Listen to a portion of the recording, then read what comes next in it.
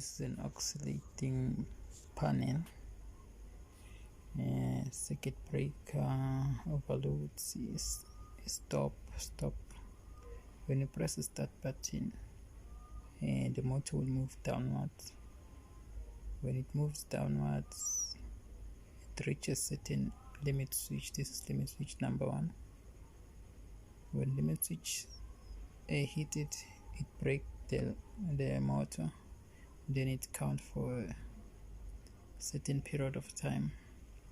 Then after it counts, it closes here, T1 and T.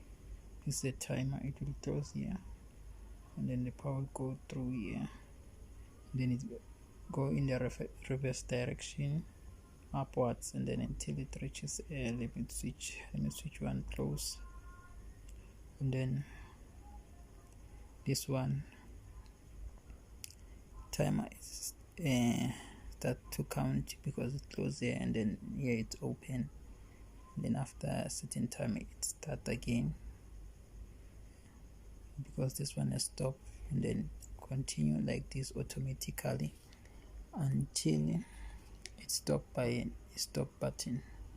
This is how an oscillating panel work. So this is the main control.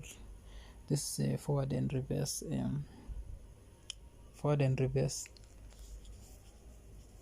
main circuit. So this is an automation of forward and reverse, run automatically until it's stopped by an stop. And that's it. It's an oscillating circuit.